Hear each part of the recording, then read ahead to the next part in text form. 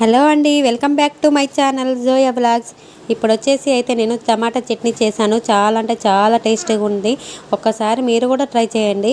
First అయితే stove on చేసి pan పెట్టుకొని కొన్ని పచ్చిమిర్చి వేసుకోవాలి.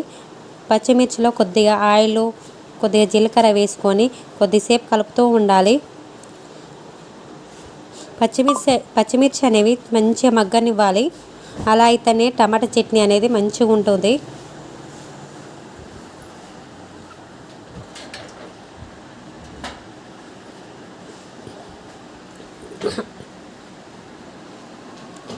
పచ్చిమిర్చి బాగా మగ్గాక ఒక మిక్సీ గిన్నెలోకి తీసుకోవాలి.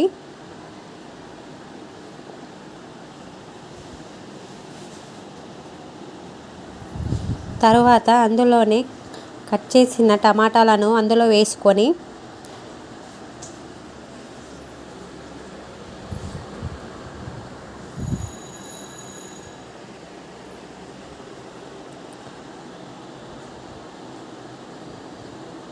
కొద్దిగా నూనె పోయాలి. తర్వాత అందులోనే చింతపండు, కొద్దిగా సాల్ట్ యాడ్ చేసుకొని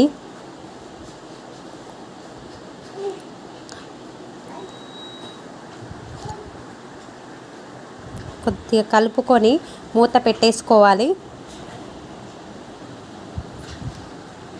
టమాటాలో నీరు మొత్తం ఇంకేంత వరకు బాగా మగ్గనివ్వాలి. అలా అయితేనే టమాటా చట్నీ అనేది టేస్ట్ మంచిగా వస్తుంటుంది.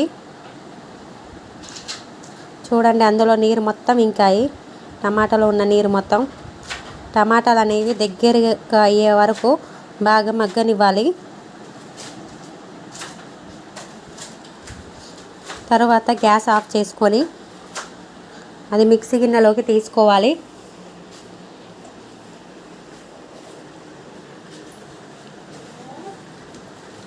తరువాత అందులోనే కొద్దిగా పసుపు,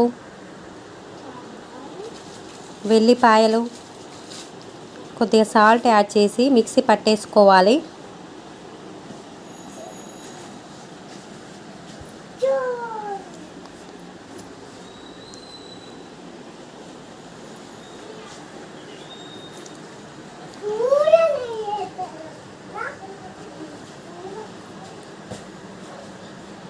చట్నీ కావాల్సిన తాలింపు పెట్టుకోవాలి.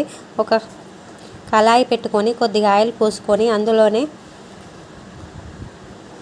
కొద్దిగా జీలకర్ర, ఆవాలు,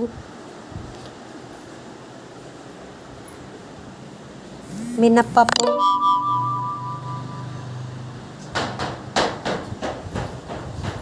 శనగపప్పు, కొన్ని ఎల్లిపాయలు దంచి వేసుకోవాలి.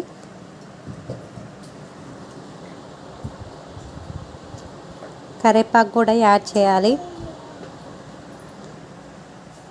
తర్వాత కొద్దిగా మగ్గాక చట్నీలో పోసుకోవాలి.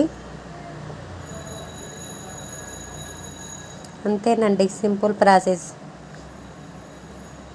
ఒకసారి మీరు కూడా ట్రై చేయండి, చాలా టేస్టీగా ఉంటుంది. సరేనండి, మళ్ళీ వీడియోకి మళ్ళీ కలుద్దాం.